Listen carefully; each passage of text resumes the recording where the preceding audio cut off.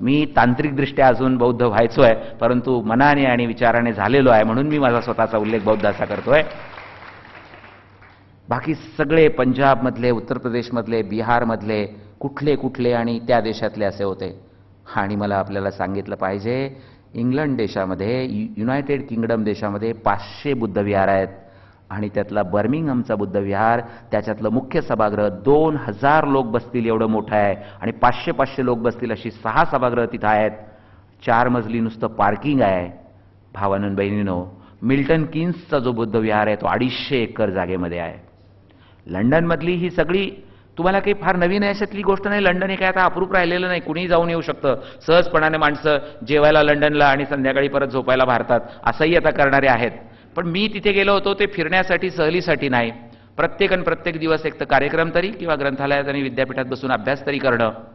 या विषयाच्या अनुषंगानं मला आपल्याला सांगायचं आहे की मला तिथे कळलं जगातल्या 44 देशामध्ये बौद्ध धम्म पसरलेला आहे आणि त्यातल्या 22 देशांमध्ये त्या देशाच्या लोकसंख्येच्या 50% पेक्षा जास्त बौद्ध आहेत. 22 देशांमध्ये. हे मी एवढ्यासाठी आपल्याला सांगतोय की भारतातले गौतम बुद्ध जगातल्या 44 देशात पोहोचतात. त्यातल्या 22 देशांमध्ये तर 50% पेक्षा जास्त लोक त्या देशातले लोकसंख्येने बौद्ध असतात. हे सारच काही आगळं वेगळं आहे.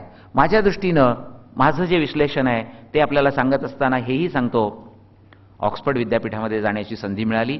विद्यापीठाने मेकर्स ऑफ द वर्ल्ड, जगामध्ये ज्यांनी अतिशय अप्रतिम काम केलं, एक्सलंट अशा प्रकारचं कॉन्ट्रिब्युशन दिलं, ज्यांचा ठसा जग पुसूच शकत नाही, इतकं भरीव, इतकं महत्त्वाचं योगदान त्यांनी आपल्या आयुष्यामध्ये दिलं, अशा जगाच्या 100 निर्मात्यांची माहिती पुस्तकात दिलेली आहे. सारं जग उभं करणाऱ्या 100 महापुरुषांची आणि स्त्रियांची माहिती त्या पुस्तकात आहे. माझ्या भावांनो बहिणींनो, त्या 100 लोकांमध्ये 4 भारतीय आहेत. पहिले आहेत तथागत गौतम बुद्ध, दुसरे आहेत महावीर, तिसरे आहेत सम्राट अशोक आणि चौथे आहेत भारतरत्न आणि बोधिसत्व डॉक्टर बाबासाहेब आंबेडकर. या 4 भारतीयांचा अत्यंत सन्मानानं समावेश त्यांनी तिथं केलाय आणि त्यांनी असंही म्हटलंय ताई की यात महात्मा गांधींचा समावेश करायची आमची इच्छा होती, पण जगातली सगळ्यात ब्रुटल सिस्टम, सगळ्यात दुष्ट व्यवस्था जर कोणती असेल तर ती जाती व्यवस्था आहे आणि जाती व्यवस्थेच्या क्षेत्रामधलं गांधींचं योगदान आम्हाला पुरेसं वाटलं नाही आणि म्हणून आम्ही समावेश केला नाही, असं त्यांनी म्हटलंय, संपादकांनी म्हटलंय, नमूद केलंय.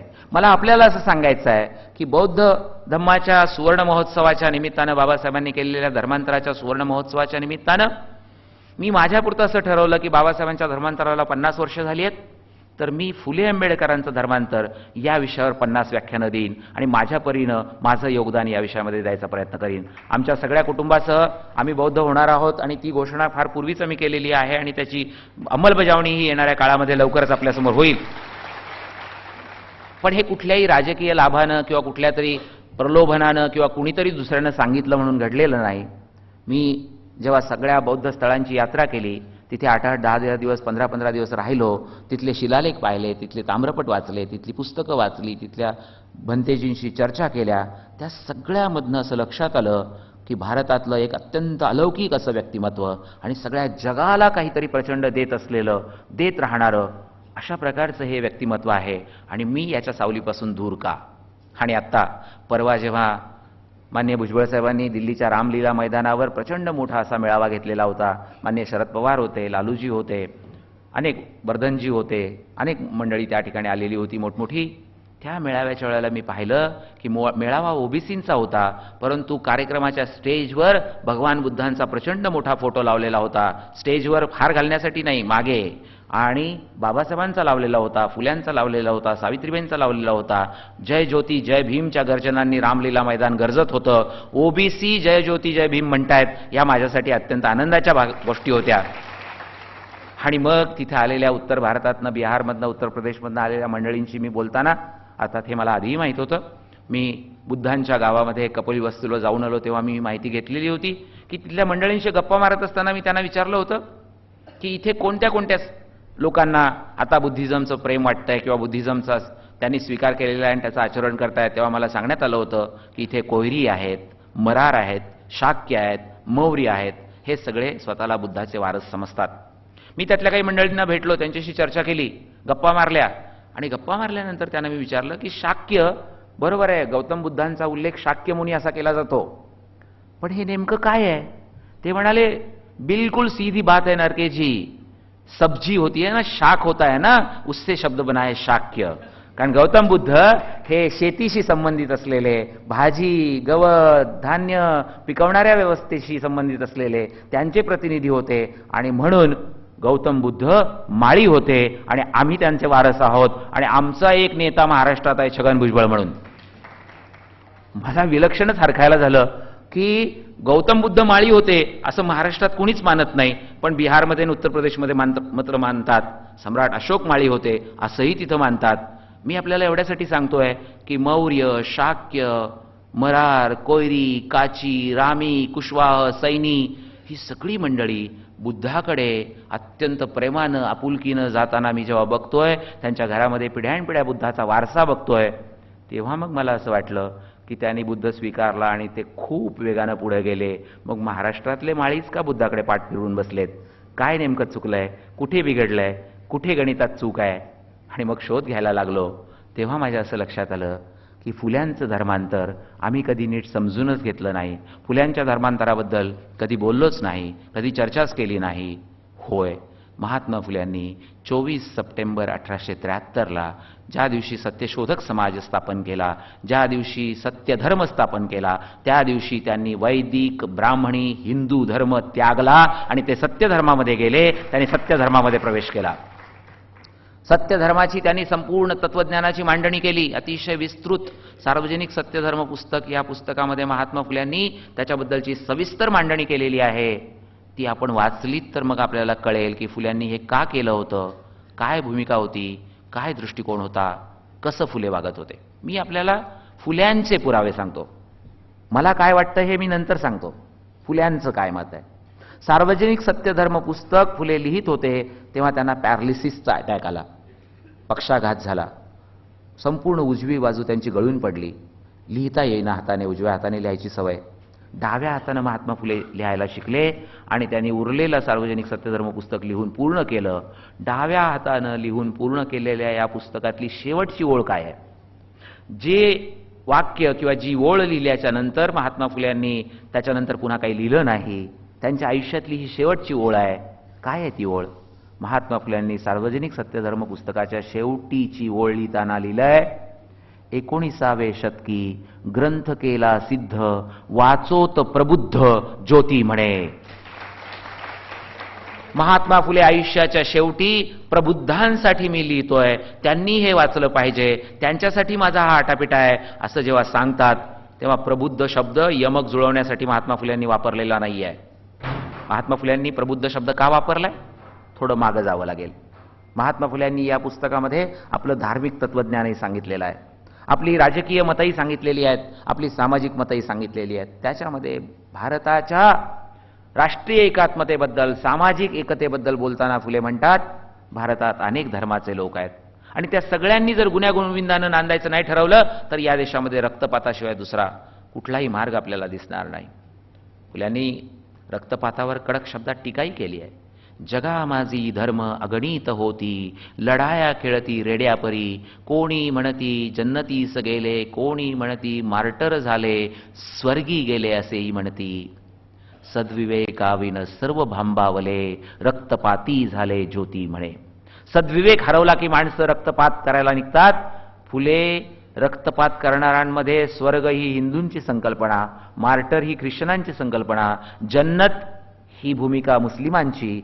रक्तपात करणारा कोणालाही फुले सोडत नाहीत, कुणालाही स्पेअर करत नाहीत, सगळ्यांचा समाचार घेतात आणि सांगतात, सद्विवेकाविन सर्व भांबावले, आणि म्हणून रक्तपाती झाले ज्योती म्हणे.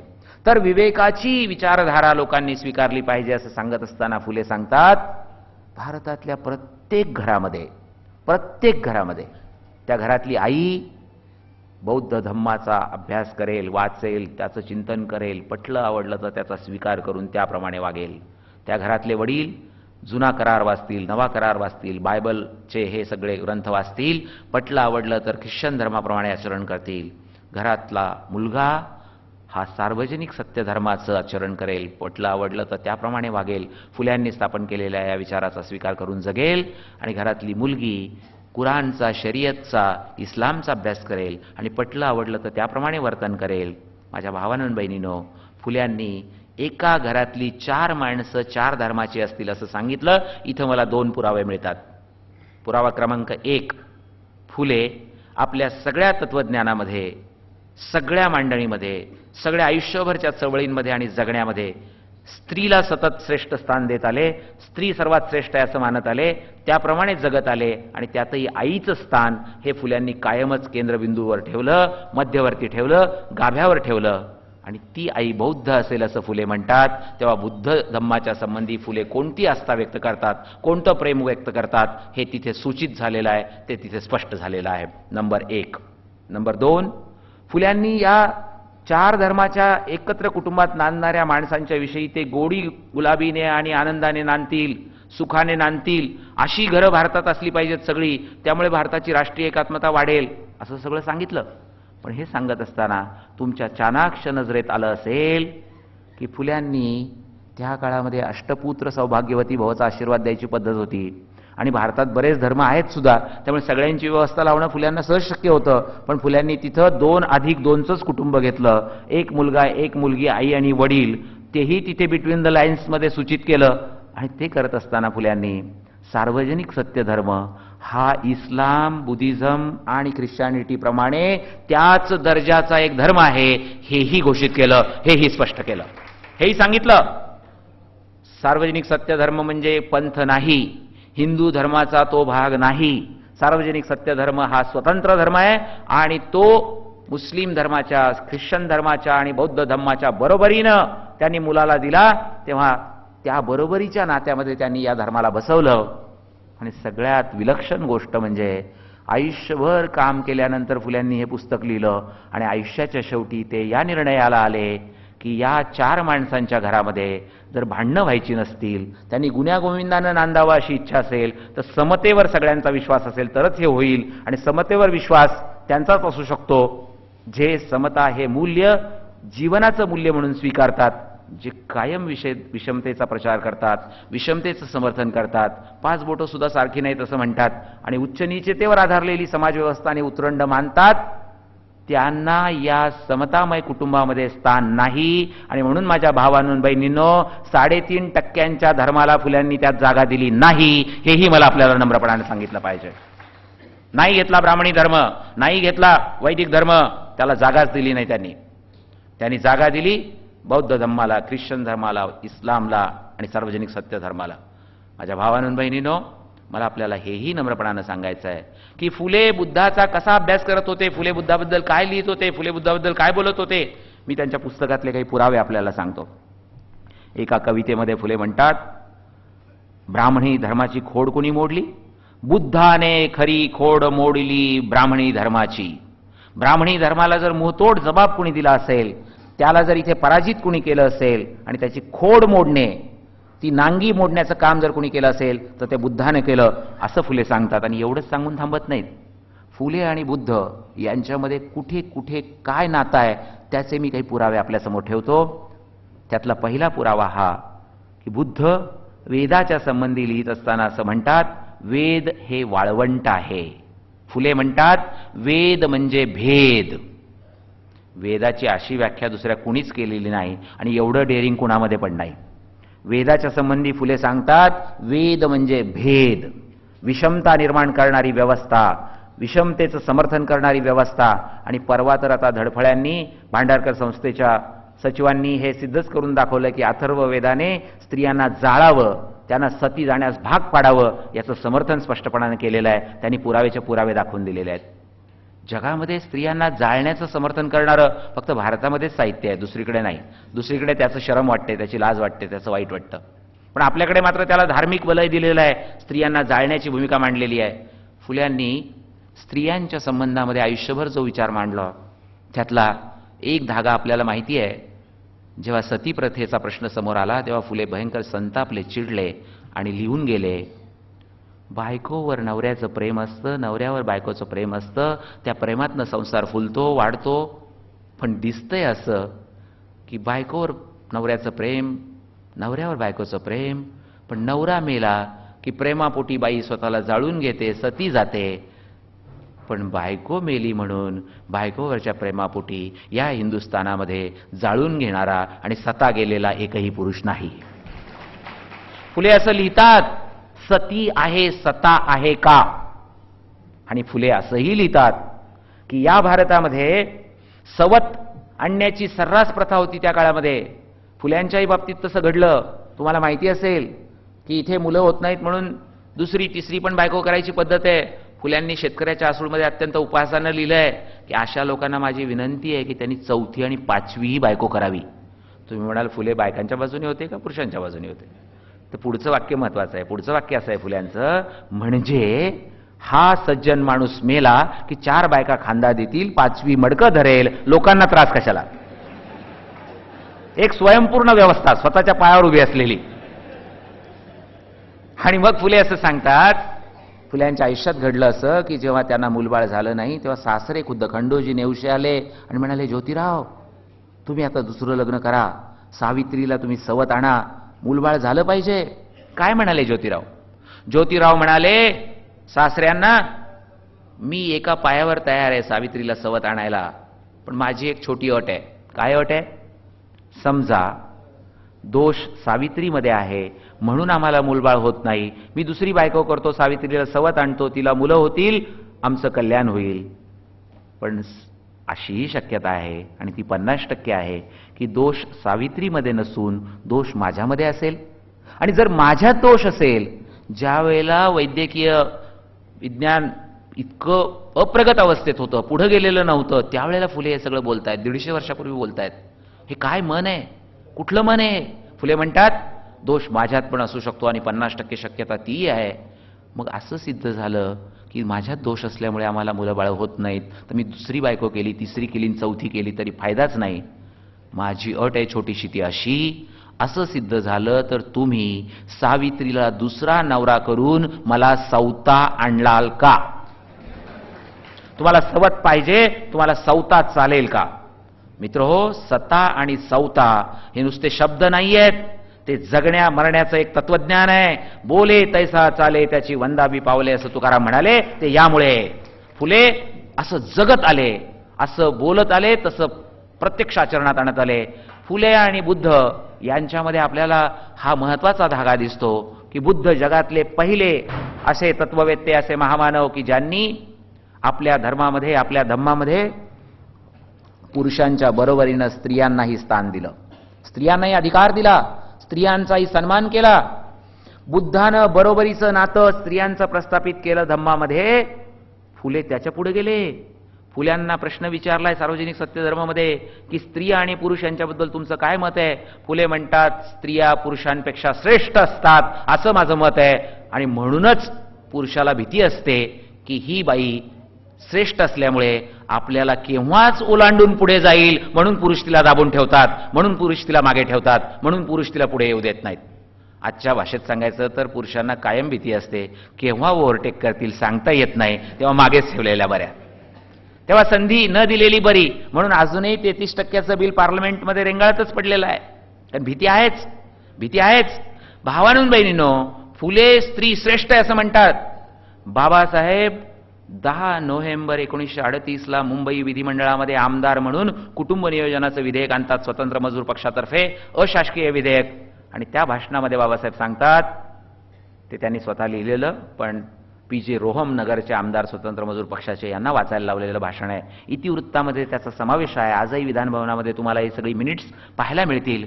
बाबासाहेब सांगतात, स्त्री पुरुषापेक्षा जास्त चिवट असते, जास्त लढवय्यी असते, जास्त तिच्यामध्ये संघर्षाची क्षमता असते. आणि बाबासाहेब पुढे असंही सांगतात की ती पुरुषापेक्षा बॅलन्स पण असते, कारण तिच्यामध्ये XX गुणसूत्र असतात, पुरुषामध्ये XY असतात. विज्ञानाचा मुद्दा आहे हा. आणि बाबासाहेब पुढे असंही सांगतात की मुलगा की मुलगी याचा दोषच द्यायचा असला तर स्त्रीला कधीच देता येत नाही, तो पुरुषालाच दिला पाहिजे. कारण स्त्रीकडनं कोणतंही एक गुणसूत्र गेलं तरी XX असल्यामुळे Xच जाणार. पुरुषाकडून कधीतरी X जातं कधीतरी वाय जातं. जेव्हा पुरुषाकडून एक्स जातं आणि स्त्रीचं एक्स असतं तेव्हा मुलगी जन्माला येते, आणि पुरुषाकडून ज्या वेळेला वाय जातं, स्त्रीकडनं एक्सच आलेलं असतं, त्यावेळेला मुलगा जन्माला येतो. याच्यात मुलीचा दोष कुठे, स्त्रीचा दोष कुठे, स्त्रीच्या संदर्भाचा मुद्दा येतो कुठे? पण आपल्याकडे हीच अवगुणी, तीच बिनलायकीची, तिच्यामुळेच मुली झाल्या, तिच्यामुळेच नुकसान झालं, असं कायम मानलं गेलेलं. बाबासाहेब काय म्हणाले त्या भाषणामध्ये? बाबासाहेब म्हणालेत, बाळंतपणामध्ये स्त्रीला जो त्रास सोसावा लागतो त्याची आमच्या पुरुष वर्गाला कल्पनाच नाही. जर त्याची खरी कल्पना पुरुष समाजाला आली तर पुरुष मंडळी बायकांवर 10-10, 12-12 बाळंतपणं लादणार नाहीत. तुम्हाला माहिती आहे, ताजमहाल बांधला शहाजहाननी, प्रेम व्यक्त केलं आपल्या राणीवरचं. हाव पण कसलं प्रेम होतं ते. तिच्याबरोबर लग्न केलं शहाजहाननं, तेव्हा ती होती 14 वर्षाची, शहाजहान होता 36 वर्षाचा. पुढे 20 वर्ष त्याने संसार केला. त्या 20 वर्षामध्ये तिला 14 मुलं झाली आणि 14व्या बाळंतपणात ती मेली. आता 20 वर्षात 14 मुलं जर तिला जन्माला घालावी लागली, ती मरणार नाही तर काय होणार, कशी जगणार ती? परवा एक माझा मित्र सांगत होता की मुमताजवरचं प्रेम त्यांनी व्यक्त करण्याच्यासाठी ताजमहाल बांधला. अरे आमची पण इच्छा आहे, आम्हाला पण वाटतं, पण आमचा नाईलाज असतो. म्हटलं काय झालं? ताजमहाल बनाना चाहता हूं लेकिन मुमताज नहीं मिलती. मी म्हणलं बरं. दुसरा म्हणला चूक चूक चूक चूक, ताजमहाल बनाना चाहता हूं लेकिन मुमताज नहीं मरती. कारण मेल्यावर बांधायचा ना. गमतीचा भाग सोडून द्या, आपला मुद्दा होता तो हा होता की स्त्रियांच्या संबंधामध्ये बोलत असताना बाबासाहेब असं म्हणतायत की स्त्रिया जास्त चिवट असतात, जास्त संघर्षशील असतात, जास्त त्यांना छळ आणि त्या वेदना सोसाव्या लागतात, त्या सोसून त्याच्यातनं बाहेर पडतात. बाबासाहेब म्हणाले, कल्पना करा की समजा निसर्गाने थोड्या दिवसांसाठी ही जबाबदारी पुरुषांवर टाकली. कल्पना करा थोडा वेळ की बाळंतपण इथून पुढे पुरुषांना करावी लागणार आहेत, तर काय होईल? बाबासाहेब म्हणाले, तर असं होईल की त्या त्रासाने पहिल्या बाळंतपणात 50% पुरुष गचकतील. आणि आता हे खोटं नाहीये, हे आता डॉक्टर मंडळी तुम्हाला सांगतील. ही मी थोडीशी गावच्या भाषेत सांगतोय मांडणी, कारण ताई म्हणाल्या तसं मी पश्चिम महाराष्ट्रातला, त्यात परत पुण्याचा, त्यात परत सदाशिव पेठेत शिकलेला, त्यामुळे तशा पद्धतीने बोलायला लागलो तर तुम्ही टाळ्या वाजवून म्हणाल आता बास झालं. आमच्या पुण्यात आवडलं म्हणून टाळ्या वाजवायची पद्धत नाही, थांबवा सांगण्यासाठी टाळ्या वाजवतात. अर्थात तुम्ही तशा टाळ्या वाजवल्या तरी मी आवडतंय असंच समजून घेणार, हेही आधी सांगून ठेवतो. मी असंच समजणार. तर मित्र हो, बाबासाहेब आंबेडकर कुटुंब नियोजनाचं विधेयक आणताना इतक्या तळमळीनं बोलतायत. आणि हेच बाबासाहेब 20 जुलै 1942ला भारताच्या कॅबिनेट मंत्रीपदाची, म्हणजे त्यावेळच्या व्हाईसरॉय जनरलच्या काउन्सिलमधल्या सचिव पदाची शपथ घेतल्याच्या नंतर, ती धुरा सांभाळल्याच्या नंतर, एक्झिक्युटिव्ह काउन्सिलमध्ये प्रवेश केल्याच्या नंतर, मंत्री झाल्याच्या नंतर, त्याच दिवशी ते मंत्री झालेत 20 जुलै 1942ला. आणि त्या दिवशी नागपूरमध्ये 25,000 स्त्रिया आणि 50,000 पुरुषांसमोर भाषण करताना सांगतायत, बाबासाहेब विलक्षण पद्धतीने तिथं बोललेत. 3च वाक्य सांगतो फक्त. पहिलं वाक्य आहे, the progress of the country and community can be measured by the progress of the women only. देशाची प्रगती स्त्रियांच्या प्रगतीवरनं मोजायची असते. देशाची प्रगती स्त्रियांच्या प्रगतीवरनं मोजायची असते. स्त्रिया जितक्या पुढे तितका देश पुढे, स्त्रिया जितक्या मागे तितका देश मागे. आणि हे सुद्धा का म्हणले असतील बाबासाहेब? मला अंदाज असा करता येतो की 1 जानेवारी 1917च्या केसरीच्या अग्रलेखामध्ये टिळकांनी लिहिलं होतं, देशाची प्रगती पुरुषांच्या प्रगतीवरून मोजायची असते. बाबासाहेब सांगतात स्त्रियांच्या प्रगतीवरनं. हा नुसता दृष्टिकोनातला फरक नाहीये, हा मूल्य जाणीवांमधला फरक आहे, हा तत्वज्ञानामधला फरक आहे, हा जीवनाकडे बघण्याच्या दृष्टीतलाच फरक आहे. कारण बाबासाहेब बुद्धाचा आणि फुल्यांचा वारसा सांगणारे, बुद्ध स्त्रियांना समाज जीवनामध्ये बरोबरीचं स्थान देणारे, फुले स्त्रियांना श्रेष्ठ आहेत असं म्हणणारे. आणि म्हणून मग बाबासाहेब आंबेडकर त्या भाषणामध्ये पुढचं वाक्य सांगतात, to have too many children in India is a social crime. जास्त पोरं जन्माला घालणं हा गुन्हा आहे.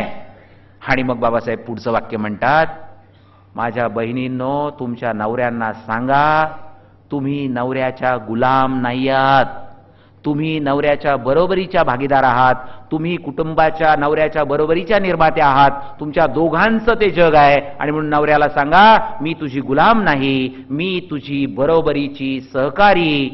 बाबासाहेबांनी वापरलेला शब्द, मी तुझी मैत्रीण आहे. 2006 साली सुद्धा नवऱ्यांना हा शब्द ऐकून जरा त्रासच होईल. मैत्रीण असावी, पण बायकोला मैत्रीण म्हणायला तयारी नाही.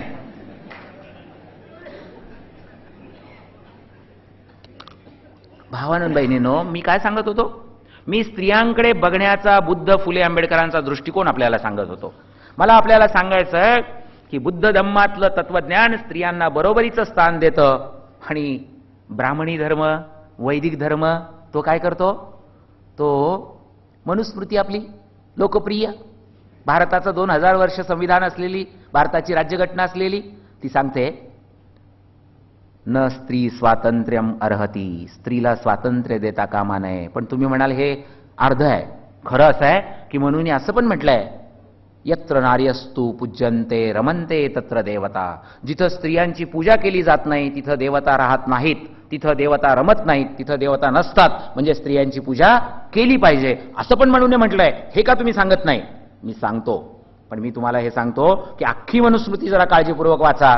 मी ती वाचली आहे, आणि म्हणून डॉक्टर आह साळुंखे आणि बाकी सगळ्यांनी त्याच्यावर फार सुरेख विश्लेषणं केली आहेत. खुद्द बाबासाहेबांनी विश्लेषण केलं आहे, नरहर कुरुंदकरांनीही केलेलं आहे, अनेकांनी केलेली आहेत, भदंत आनंद कौशल्य यांनी केलेलं आहे. या सगळ्यांनी जी विश्लेषणं केली आहेत त्याच्यामधनं मी लावलेला अर्थ असा आहे, यत्र नार्यस्तु पूज्यन्ते तत्रच त्यांना खेटरांनी मारनते. हा भारताचा व्यवहार आहे, भारताची भाषा ही आहे, यत्र नार्यस्तु पूज्यन्ते. पण व्यवहार काय आहे?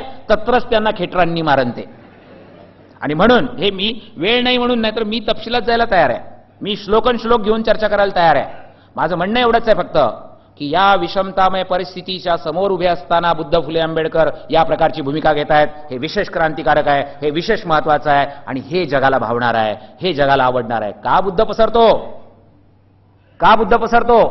का लोक उचलतात बुद्धाला? का बुद्धाचं प्रेम आहे लोकांमध्ये? ब्रिटिश म्युझियम लायब्ररीमध्ये बौद्ध धम्मावरची 22,000 पुस्तकं आहेत, बौद्ध धम्मावरची. आणि मी पाहिल्याच्या नंतर थक्क झालो की काय काय प्रकारे विश्लेषणं केली आहेत. माझा मुद्दा होता तो असा, स्त्रियांचा सन्मान फुले शाहू आंबेडकरांनी घेतला, तो बुद्धाकडनं घेतला. भावांनो बहिणींनो, आपण दुसऱ्या मुद्द्याकडे जाऊ. दुसरा मुद्दा जो आहे आपला वेदाच्या संदर्भामध्ये, मी आत्ताच आपल्याला सांगितलं की फुले वेदाला भेद म्हणतात, बुद्ध वाळवंट म्हणतात, आणि बाबासाहेब आंबेडकर रिडल्स लिहित असताना, ही सगळी गौड बंगालं उकलून दाखवत असताना त्या संदर्भात अतिशय कठोर प्रहार करतात. तपशिलात जाण्याची गरज नाही, आपल्याला ते माहीत आहेत, किंवा नसतील तर आपण पुन्हा कधीतरी करून घेऊ. आपण पुढे जाऊ. आज शेतकरी आत्महत्या करतायत. आज शेतकरी आत्महत्या करतायत. अत्यंत खेदाची, दुःखाची गोष्ट आहे. महाराष्ट्रासारख्या प्रगतिशील राज्यामध्ये असं घडतंय. पण हे घडत असताना आपल्याला पुन्हा इथं बुद्ध, फुले आणि आंबेडकर आठवले पाहिजेत. बुद्धाने पशु हिंसेला विरोध केला. काय व्हायचं? गाय, बैल, म्हशी, बकरी ही शेतकऱ्याचं जे धन आहे, हे शेतकऱ्याचे अत्यंत उपयुक्त पशु आहेत, अत्यंत प्रिय असे पशु आहेत. त्याच्या जीवनामधले, त्याच्या जीवनाचा एक भाग असलेले, त्याच्या मुलाबाळासारखं त्याचं प्रेम असतं गायीवर, बैलावर आणि या सगळ्यावर. ते जे पशु आहेत ते इथल्या यज्ञामध्ये प्रचंड मोठ्या संख्येनं कापले जायचे. बुद्धानं यज्ञसंस्थेला विरोध केला, पशुहिंसेला विरोध केला. आणि बुद्धाने जेव्हा पशुहिंसेच्या विरोधामध्ये, गाया बैल कापण्याच्या विरोधामध्ये आवाज उठवला, सगळा बहुजन समाज बुद्धाच्या पाठीशी उभा राहिला. बुद्धाला लोकांनी स्वीकारलं, ते त्याचा कार्यक्रम आवडला म्हणून, त्याचा विचार आवडला म्हणून. बुद्धाबद्दलचं प्रेम हे कार्यक्रमावरचं आणि विचारावरचं प्रेम आहे, कुठल्या प्रलोभनापोटीचं प्रेम नाहीये. भावानंद बहिणींनो, अशा पद्धतीने पशुहिंसेला विरोध करणारे बुद्ध, आणि नुसता पशुहिंसेला विरोध नाही बुद्धांचा. बुद्धांनी घर का सोडलं? तुम्हाला माहिती आहे, शाक्य आणि कोलियांमध्ये भांडण झालं. रोहिणी नदीच्या पाण्यावर मालकी कुणाची, सत्ता कुणाची? तुम्हाला वाटेल कर्नाटक आणि तमिळनाडूच होतं की काय त्यावेळेचं. तसं म्हणा पाहिजे तर मग भांडण चाललंय कोलिया आणि शाक्यांचं, आणि निर्णय असा झाला की युद्ध करून प्रश्न सोडवायचा. बुद्ध म्हणाले, युद्धाने निर्णय लागत नसतो, युद्धाने प्रश्न सुटत नसतात. आपल्याला बातचीतीने, समन्वयाने, शांतीने प्रश्न सोडवला पाहिजे. पण त्यावेळेच्या शाक्यांना ते पटलं नाही, कोलियांना पटलं नाही, आणि गौतम बुद्ध अल्पमतात गेले. आणि म्हणून राजगादीचा त्याग करून त्यांना तिथनं बाहेर पडावं लागलं. उगाच खोटं सांगितलं जातं, आजारी माणूस पाहिला आणि म्हातारा पाहिला आणि मेलेला पाहिला. बाबासाहेबांनी एक असं खोटं आहे ते सगळं सांगितलेलं आहे. मी काही त्याच्यात जात नाही तपशिलात. मी एवढंच सांगतो तुम्हाला, बुद्धाने पाण्याच्या प्रश्नावरनं राजगादी सोडली. पाण्याचा प्रश्न सगळ्यात जास्त प्रिय कुणाला असतो? पाण्याचा प्रश्न सगळ्यांनाच जरी प्रिय असला तरी शेतकऱ्याचा तो जीवन मरणाचा प्रश्न असतो आणि म्हणून बुद्ध शेतकऱ्याच्या प्रश्नावर संघर्ष करण्यासाठी रस्त्यावर आले, शेतकऱ्याच्या प्रश्नावर घर सोडून बाहेर पडले. भावांनो बहिणीनो, महात्मा फुल्यांनी तर आयुष्यभर शेतकऱ्यांची आंदोलनं चालवली, आयुष्यभर शेतकऱ्यांच्या प्रश्नावर लिहिलं. शेतकऱ्याचा आसूड हे तर संपूर्ण भारतीय साहित्यातलं अक्षरवाङ्मय आहे. 1883 साली हे पुस्तक लिहिलं. त्या पुस्तकात महात्मा फुल्यांनी म्हटलंय, 1883 साली म्हटलंय, पाणी अडवा पाणी जिरवा. पाणी आहे तो शेतकरी आहे, शेतकरी देशाचा पोशिंदा आहे. पोशिंदा जगला तर देश जगेल. पोशिंदा कसा जगवायचा? फुले सांगतात, आमचा शेतकरी गाडीभर माळवं घेऊन बाजारला जातो, रस्त्यात त्याला जकात द्यायला लागते. बाजारात गेल्यावर त्याला खोटी वजनमाप वापरून व्यापारी फसवतो. आमच्या काही परंपरा किती जुन्या आहेत हे तुमच्या लक्षात येईल याच्यावरनं. फुले म्हणतात, व्यापारी त्याला फसवतो खोटी वजनमाप वापरून, आणि मग जेव्हा त्याच्या हातावर मोबदला मिळतो, गाडीभर माळवं म्हणजे भाजीपाला, पश्चिम महाराष्ट्रामध्ये माळवं म्हणतात, तुमच्याकडे भाजीपाला या अर्थानं माळवं वापरतात की नाही मला माहित नाही मराठवाड्यात शब्द, पण भाजीपाला तो घेऊन गेलाय बाजारामध्ये, गाडीभर नेलंय. फुले म्हणतात, गाडीभर माळवं घेऊन आलेल्या शेतकऱ्याला जेव्हा हातावर मोबदला पडतो तेव्हा भर दिवसा त्याच्या तळहातावर त्या चवल्या पावल्या मोबदल्याच्या पडतात, तेव्हा बराच हाताचा भाग रिकामा असतो आणि भर दिवसात चांदण्या चमचमत असतात. भर दिवसात त्याच्या हातावर चांदण्या चमचमत असतात आणि पुढचं वाक्य काळीच चिरून जाणार आहे. फुले म्हणतात, शेतकऱ्याच्या तो लक्षात येते की लागवडीकडे केलेला खर्च भरून आलाच नाही, गाडी भाडे मात्र अंगावर पडले आहे. ताई, शेतकऱ्याची व्यथा या शब्दात या देशात त्यापूर्वी कधीच कुणी मांडलेली नव्हती, नंतर सुद्धा फार क्वचित कुणाला कळली असेल. काय म्हणाले फुले? लोकांना वाटतं शरद जोशींचंच संशोधन आहे जणू काय, शेतीमालाला बाजारभाव. हे फुल्यांचं वाचलं एवढंच त्यांचं क्रेडिट, तुम्ही वाचलं नाही एवढंच तुमचं डिस्क्वालिफिकेशन. फुले काय म्हणतात? शेतीमालाच्या बाजारभावाचा प्रश्न फुले हाताळतायत. लागवडीकडे केलेला खर्च भरून निघणे. वेळ नाही म्हणून मी विश्लेषण करत नाही, मी फक्त पुढे जाताना आपल्याला एवढंच सांगतो. ताई, त्या संबंधित खात्याचा कारभार पाहतायत, अत्यंत कार्यक्षमपणे पाहतायत. भावांनो बहिणींनो, फुल्यांनी 3 सरकारला सूचना केल्या होत्या. पहिली सूचना, जिथं जिथं पाणी लागेल तिथं तिथं विहीर खोदण्याच्यासाठी शेतकऱ्याला प्रोत्साहन द्यायचं असेल तर अभ्यास करावा, पाण्याची पाहणी करावी आणि ग्रामपंचायतीच्या कार्यालयामध्ये त्या त्या गावात कुठं कुठं पाणी आहे त्याचे नकाशे लावावेत, म्हणजे तिथंच तो विहीर खोदील, दुसरीकडे खोदून त्याचे पैसे वाया जाणार नाहीत. दुसरी सूचना, तोट्या बनवाव्यात, नळ बनवावेत आणि त्याच्यामधून शेतकऱ्याला पाणी द्यावं. जास्त पाणी मिळालं तर पाणी वाया जातं आणि देशाचं नुकसान होतं, कमी पाणी मिळालं तर शेतकऱ्याचं नुकसान होतं. दोन्हीचंही नुकसान टाळावं म्हणून तोट्या बनवा, नळ बनवा आणि त्यातून शेतीला पाणी द्या गरजेप्रमाणे आणि शेताच्या आकारमानाप्रमाणे, म्हणजे ठिबक सिंचनची बीजं फुले मांडतायत. आणि फुले पुढे जाऊन असंही सांगतायत, फुले म्हणतायत शेतकऱ्याला खावटी कर्ज काढायला लागू नये, यासाठी शेतीमालाचे बाजारभाव ठरवताना सरकारने निकष असे ठरवले पाहिजेत की ज्यातून शेतकरी जगला पाहिजे आणि त्याला कर्ज काढायची गरज राहू नये. आणि म्हणून पहिली अट फुले घालतात, सगळ्या शेतकऱ्यांची सगळी खावटी कर्ज सरकारने माफ केली पाहिजेत. फुले कर्जमाफीचा मुद्दा तेव्हा मांडतात आणि आता आमचे लोक म्हणतात शेतीवर इन्कम टॅक्स का नको, शेतीवर इन्कम टॅक्स लावला पाहिजे. वा वा वा, फार चांगलं, फार छान आहे. लावा लावा लावा, इन्कम टॅक्स लावा, आणखीन काय लावा. असं आहे, शेतीच्या व्यवस्थेच्या संबंधामध्ये आम्ही आजही उपेक्षेनं शहरी माणसं बोलतो आणि बघतो. शेतीच्या बद्दल बोलत असताना आमची मध्यमवर्गीय मंडळी एकूण टवाळी करण्याचा सूर असतो. माझं दुःख वेगळं आहे. माझं दुःख, आपले राज्यकर्ते शेती व्यवस्थेशी अतिशय जवळचं नातं असलेले आहेत. त्यांना हे कळतंय, त्यांना हे जाणवतंय, त्यांना हे माहिती आहे आणि तरीही आत्महत्येचा प्रश्न सुटलेला नाही. हे खरं दुःख आहे किंवा ही खरी वेदना आहे.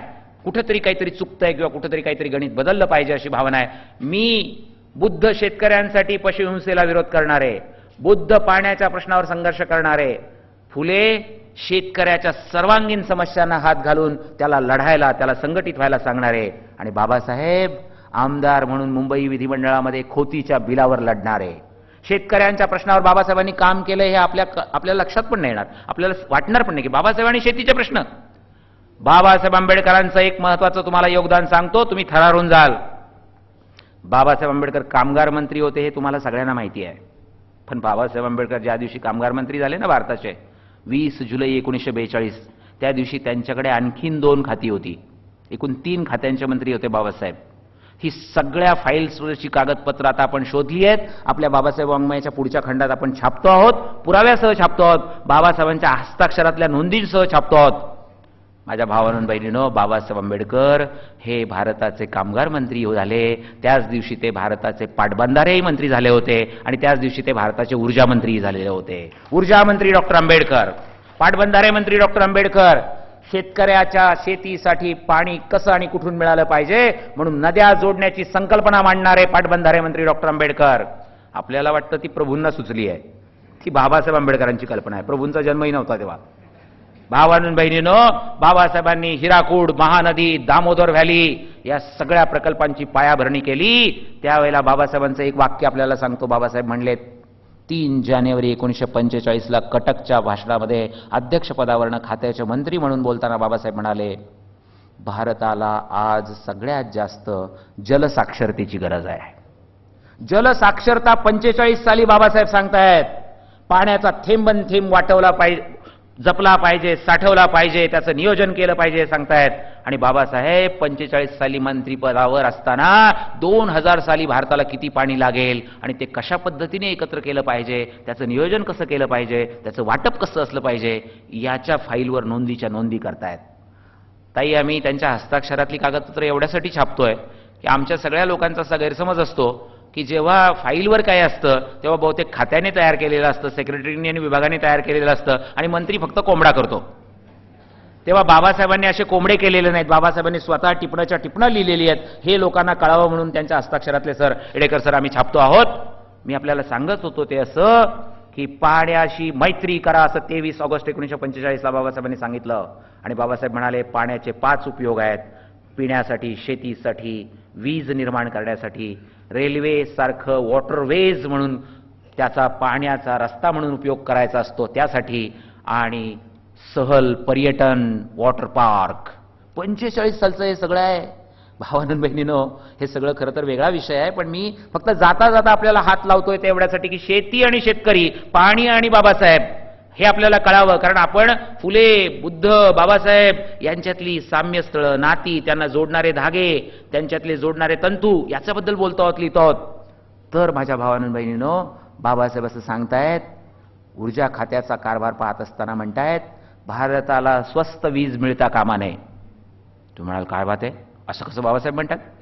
पुढचं वाक्य ऐका. भारताला स्वस्त वीज मिळता कामा नये, भारताला सर्वात स्वस्त वीज मिळाली पाहिजे. जगात सगळ्यात स्वस्त असली पाहिजे ती. फक्त इथली स्वस्त असून उपयोगाची नाही, संपूर्ण जगात जेवढ्याला वीज मिळते त्यापेक्षा स्वस्त ती असली पाहिजे. आणि बाबासाहेब पुढे असंही लिहितात, वीज म्हणजेच विकास, वीज म्हणजेच डेव्हलपमेंट, वीज म्हणजे कारखानदारी, कारखानदारी आली तर विकास येईल, वीज आली तर व्यापार वाढेल, वीज आली तर सेवा क्षेत्र वाढेल. आणि म्हणून भारताला पुरेशी वीज मिळून उपयोग नाही, मुबलक वीज मिळाली पाहिजे, सर्वाधिक वीज मिळाली पाहिजे, आणि ती तयार करण्याला आमचं प्राधान्य आहे. आणि म्हणून बाबासाहेबांनी ऊर्जा खात्याचे मंत्री असताना 500 मेगावॅट वीज दामोदर व्हॅली प्रोजेक्टमध्ये तयार करण्याची पायाभरणी केली. भावांनो बहिणींनो, वीज मंत्री बाबासाहेब, पाटबंधारे मंत्री बाबासाहेब आणि खोतीच्या प्रश्नावर लढणारे डॉक्टर आंबेडकर, हे सगळं आपण नीट समजून घेतलं की आपल्याला एवढी खात्री पटेल की बुद्ध फुले आंबेडकरांमध्ये शेतकऱ्यांशी जोडणारा, शेतीशी जोडणारा काय धागा होता. आता आपण पुढे उडी मारू. आपला पुढचा मुद्दा आहे, फुल्यांनी बुद्धाच्या संबंधामध्ये काय मांडलं किंवा कोणतं नातं दाखवलं याची चर्चा आपण करतो आहोत. बुद्धाने संपूर्ण आयुष्याचं तत्वज्ञान म्हणून चातुर्वर्ण्याच्या विरुद्ध संघर्ष केला. खरं म्हणजे चातुर्वर्ण्याला विरोध महावीरांनी पण केला होता, पण महावीरांनी संघर्ष नाही केला. महावीर समन्वयवादी राहिले, ते लढायचं नाकारत राहिले, रस्त्यावर यायचं नाकारत राहिले. बुद्ध रस्त्यावर येऊन संघर्ष करत राहिले चातुर्वर्ण्याच्या विरुद्ध. बाबासाहेब त्यांच्या पुस्तकामध्ये सांगतात, माझ्या आयुष्याचं एका शब्दात जर तत्वज्ञान तुम्हाला हवं असलं तर ते आहे चातुर्वर्ण्य विध्वंस. चातुर्वर्ण्य नष्ट करणं हे माझ्या आयुष्याचं उद्दिष्ट आहे, माझ्या आयुष्याचं तत्वज्ञान आहे, माझ्या आयुष्याचं ध्येय आहे. बाबासाहेब चातुर्वर्ण्याच्या विरोधात लढत राहिले. बुद्धाने चातुर्वर्ण्याला साऱ्या आयुष्यात विरोध केला आणि फुल्यांनी तर जाती व्यवस्थेची आणि चातुर्वर्ण्याची जी रेवडी केली आहे ती गुलामगिरीमध्ये, सार्वजनिक सत्यधर्मामध्ये, त्या सगळ्या पुस्तकांमध्ये पुन्हा पुन्हा आलेली आहे. माझ्या भावांनो बहिणींनो, फुले तर इथपर्यंत जाऊन सांगतात, भारत हे राष्ट्र म्हणून उभे राहायचे असेल, भारत इंग्रजीमध्ये कंसात लिहितात नेशन. भारत हे राष्ट्र म्हणून, नेशन म्हणून उभे राहायचे असेल तर या देशातला कोळी, माळी, पारधी, धनगर, वंजारी, मातंग, चर्मकार, महार विचार करण्यालायक झाला पाहिजे. आणि नुसता विचार करण्यालायक होऊन भागणार नाही, तो निर्णय प्रक्रियेत मुख्यस्थानी गेला पाहिजे. तर हा देश राष्ट्र म्हणून उभा राहील, तर हा देश राष्ट्र म्हणून तयार होईल. पूर्वअट आहे राष्ट्र होण्याची. भावांनो बहिणींनो, फुले, बाबासाहेब आणि बुद्धाच्या संबंधामध्ये सामान्य माणसाची प्रतिष्ठा हा किती महत्वाचा दुवा आहे तिघांमध्ये. उपालीला दीक्षा देण्याचा प्रसंग होता. बुद्धाचा स्वतःचा चुलत भाऊ तिथे होता, शाक्य कुळातला, स्वतःला उच्चवर्णीय आणि अतिशय श्रेष्ठ म्हणवणारा, क्षत्रिय म्हणवणारा. जर त्याला आधी दीक्षा दिली असती तर बुद्धिझम प्रमाणे जो आधी दीक्षा घेतो तो सिनियर असतो. जर का भावाने आधी दीक्षा घेतली असती तर भावाच्या पाया उपालीला पडावं लागलं असतं. पण बुद्धानं काय केलं? बुद्धानं उपालीला आधी दीक्षा दिली, एका न्हाव्याला आधी दीक्षा दिली आणि त्या शाक्याचा तो अहंकार मोडून काढण्याच्यासाठी जाणीवपूर्वक हे केलं की तू याच्या पाया पडलं पाहिजेस, तू क्षत्रिय असशील, तू उपालीच्या पाया पडलं पाहिजेस. भावानं बहिणींनो, बुद्धाचा शेवट झाला, एका लोहाराच्या घरी जेवण घेतलं. बुद्धांना माहिती होतं या जेवणाचा मला त्रास होणार आहे, पण बुद्धांनी निमंत्रण स्वीकारलेलं होतं. आणि बुद्धांना हेही सांगायचं होतं की मी जर लोहाराच्या घरचं निमंत्रण नाकारलं तर लोक म्हणतील बुद्ध समता पाळत नाहीत. आणि म्हणून समतेसाठी बुद्धांनी आपल्या प्राणांची आहुती दिली. बुद्ध शहीद झाले असं बाबासाहेबांनी म्हटलेलं आहे, बाबासाहेबांनी नमूद केलेलं आहे. बुद्ध सामाजिक समता प्रस्थापित करण्यासाठी शहीद झालेले आहेत. फुल्यांच्या आयुष्याचं सगळं ध्येय सामान्य माणसाची उंची वाढवणं, सामान्य माणसाला ताकद देणं, सामान्य माणसाला मोठं करणं, त्याला शिकवणं. बाबासाहेबांचंही तेच ध्येय, बुद्धाचंही तेच ध्येय. भावानं बहिणीनं शिकवण्यावरून आठवलं, बुद्ध म्हणतात अत्तदीप भव, फुले म्हणतात शिकायला चला. बाबासाहेब भारतीय राज्यघटनेच्या 45व्या कलमामध्ये सरकारने सगळ्या मुलामुलींना 10 वर्षाच्या आत शिक्षण दिलं पाहिजे, ते सक्तीचं असलं पाहिजे, ते सार्वत्रिक असलं पाहिजे आणि ते मोफत असलं पाहिजे, अशा प्रकारची तरतूद करतात आणि त्याला 10 वर्षाची मुदत घालतात. माझ्या भावानं बहिणीनं, दुःख याचं आहे की बाबासाहेबांनी राज्यघटनेमध्ये आपण होऊन 10 वर्षाची मुदत फक्त एकाच कलमाला घातलेली आहे. पण आजकाल IIM आणि IITs मध्ये ओबीसीना राखीव जागा द्याव्यात की नाही याच्यावरनं चर्चा चालल्यात. आणि आमचे चॅनल्स, आमचे पत्रकार, आमचे सगळे चर्चा कशाची करतायत? ते म्हणतायत की बाबासाहेबच म्हणले होते ना 10 वर्ष ठेवा म्हणून राखीव जागा, मग आता किती वर्ष वाढवायच्या? झाले की 10 ची 20, 30, 40, 50, 60. आता तरी थांबा की, तुमचे बाबासाहेबच म्हणाले होते ना 10 वर्ष ठेवा. काय पुळका बाबासाहेबांचा! आहा, यांना असं प्रेम आलेलं बघून ऊर भरून येतो अगदी. काय चलाखी आहे याच्यामधली, काय चतुराई आहे, काय कसब आहे. ज्या बाबासाहेबांनी आरक्षण आणलं त्यांच्याच नावाचा वापर आरक्षणाला विरोध करण्यासाठी करायचा. नव्हते म्हणाले बाबासाहेब 10 वर्ष ठेवा. मग कोण म्हणालं होतं? मी आपल्याला नम्रपणानं सांगतो, बाबासाहेबांनी 10 वर्षाची मुदत फक्त 45व्या कलमाला घातली होती. काय 45वा कलम आहे? 14 वर्षापर्यंतच्या सगळ्या मुलामुलींना शिक्षण सक्तीनं मिळालं पाहिजे, मोफत मिळालं पाहिजे आणि सार्वत्रिक असलं पाहिजे आणि 10 वर्षाच्या आत सरकारने ते पूर्ण केलं पाहिजे. म्हणजे 50 साली 26 जानेवारीला घटना लागू झाली, 25 जानेवारी 1960च्या आत सगळा भारत साक्षर करणं सरकारची जबाबदारी होती. सगळा भारत 10 वर्षाच्या आत. पण नाही झाला.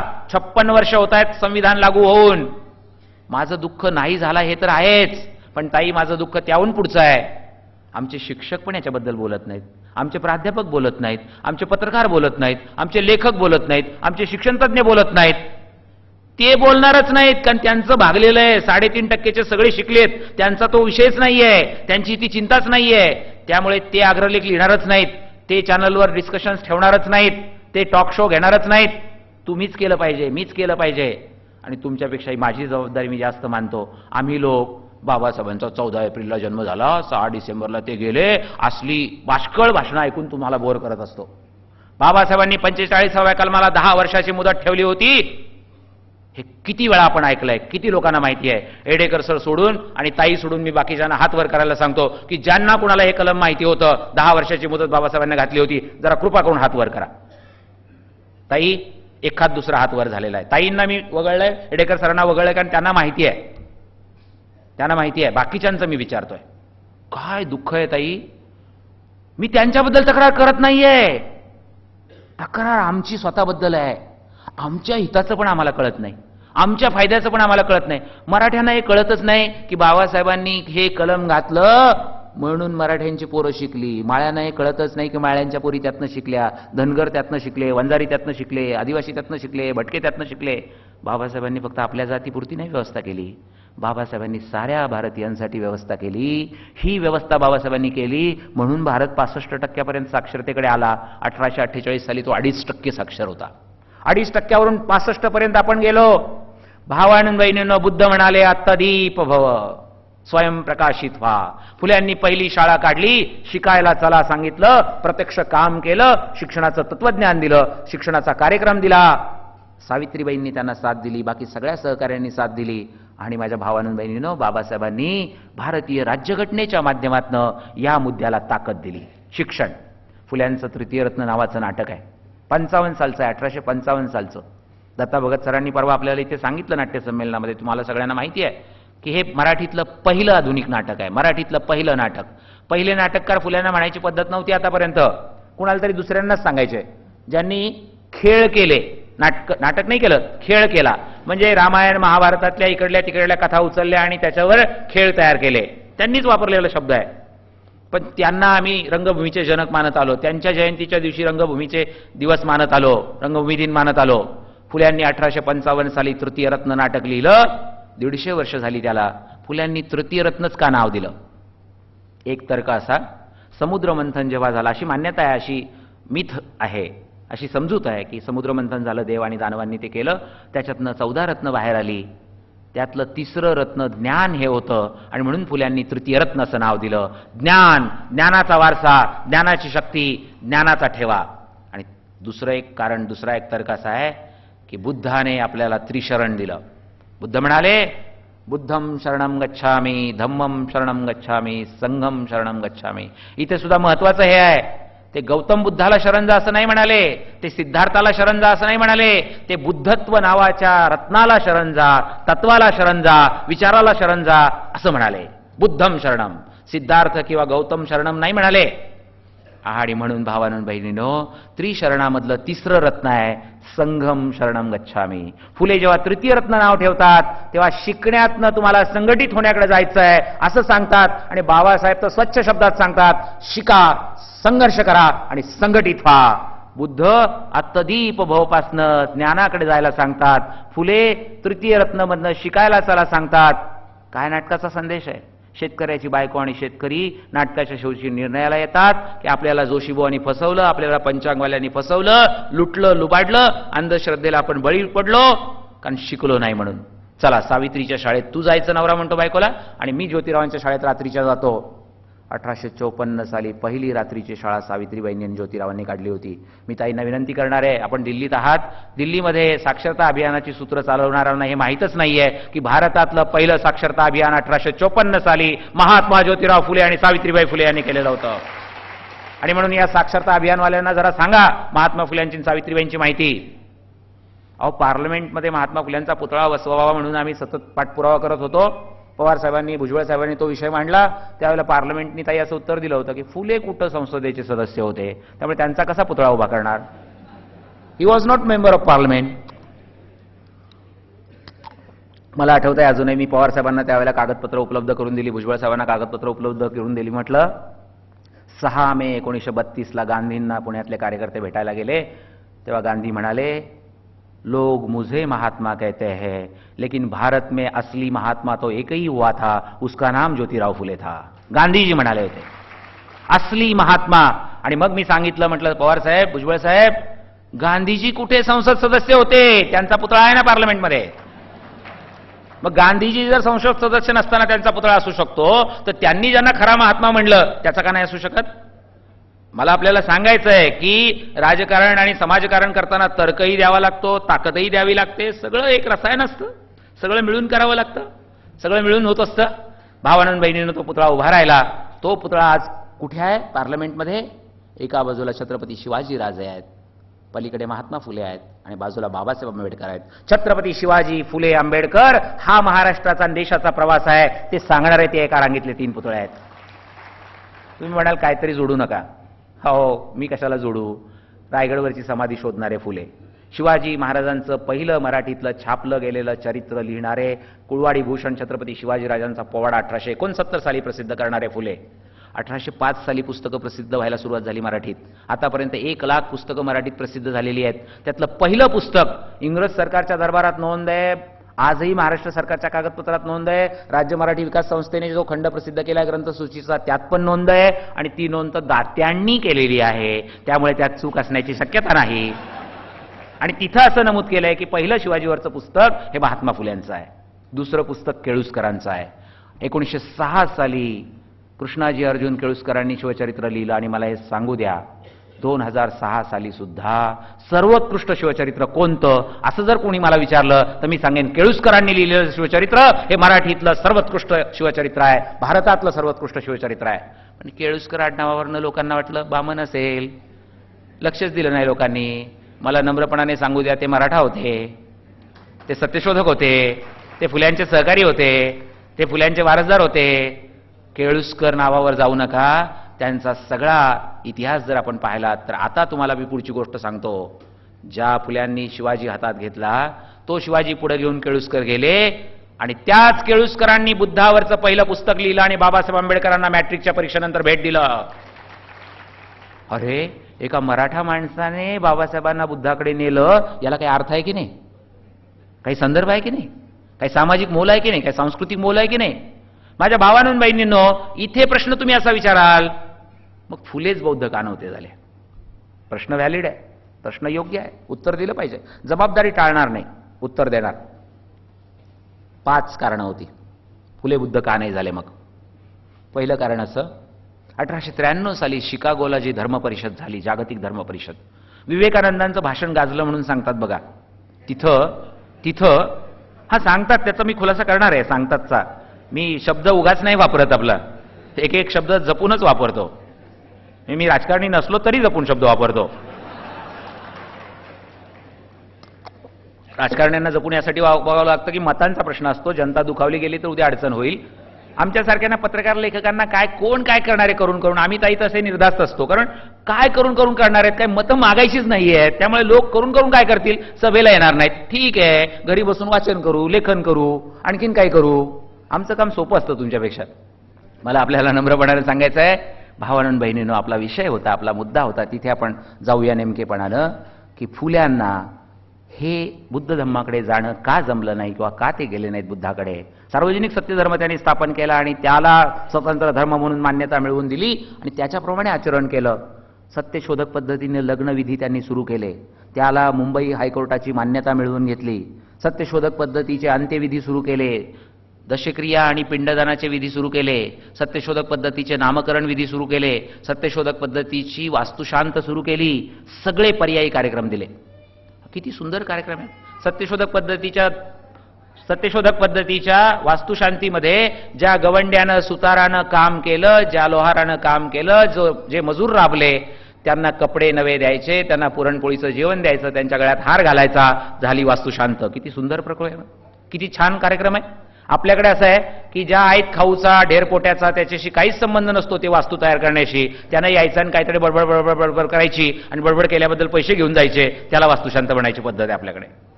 फुले म्हटले काय संबंध आहे, जे राबले त्यांचा सन्मान करा म्हणजे वास्तूचा सन्मान होतो, म्हणजे वास्तू शांत होते, म्हणजे वास्तूला आवडतं, तिला प्रेम निर्माण होतं. मुद्दा काय आपला, वडील असतील त्या मुलाचे तर त्यांनी जरा मुलाला बाहेर घेऊन जावं, आईला जरा ऐकू द्यावं, वडिलांनी थोडंसं काम करावं. सामान्यपणे आईलाच बाहेर पाठवलं जातं. आताही तसंच झालं की बघा की सार्वजनिक जीवनात वावरतो, डोळे उघडे ठेवून वावरतोय, त्यामुळे माहीतच आहे. तर मित्रो, आपला मुद्दा होता की फुल्यांनी सत्यधर्म स्थापन करून त्याला मान्यता मिळवून दिली आणि त्याच्याप्रमाणे लग्नाचे कार्यक्रम व्हायला लागले प्रचंड संख्येने. मराठवाड्यात, विदर्भामध्ये, या बीडला, चौसाळ्याला वगैरे इकडे खूप लग्न झालीत, नांदेडला झाली आहेत, कागदपत्र आहेत त्याची सगळी. आता मी आपल्याला सांगत होतो ते असं की 1893 सालची परिषद, त्याच्यापूर्वी 3 वर्ष आधी फुले गेलेत, 1890ला गेलेत फुले. ही जी पहिली जागतिक अतिशय गाजलेली अशी परिषद म्हणून सांगितली जाते. विवेकानंदांचं भाषण झालं. तुम्हाला मला सांगायला बिलकुल संकोच वाटत नाही की हिंदू धर्माचे प्रतिनिधी म्हणून विवेकानंद बोलले, पण ती तशी परिषद आहे आणि विवेकानंदांनी त्यात बोलावं असं जेव्हा त्यांना ख्रिश्चन मिशनऱ्यांनी सांगितलं, तेव्हा विवेकानंद म्हणाले मला काय करावं लागेल, कारण विवेकानंद आधीच गेलेले होते तिथं. तर त्यांना सांगण्यात आलं की तुमच्या शंकराचार्यांचं पत्र तेवढं घ्या की हे हिंदू धर्माचे प्रतिनिधी म्हणून बोलतील. झालं. विवेकानंदांनी सगळ्या शंकराचार्यांना पत्र लिहिली की मला अथॉरिटी लेटर द्या की मी हिंदू धर्माचा प्रतिनिधी म्हणून बोलू देत. सगळ्या शंकराचार्यांनी कळवलं तुम्ही ब्राह्मण नसल्यामुळे तुम्हाला तो अधिकार नाही. विवेकानंद कायस्थ होते, ब्राह्मण नसल्यामुळे त्यांना परवानगी नाकारण्यात आली. ज्या विवेकानंदांचं भाषण गाजलं म्हणून आता त्याचं श्रेय घ्यायला लोक पुढे येतात, त्या चोरांना हे सांगितलं पाहिजे की तुमच्याच बापजाद्यांनी परवानगी नाकारली होती विवेकानंदांना भाषण करायची, ब्राह्मण नाहीत म्हणून.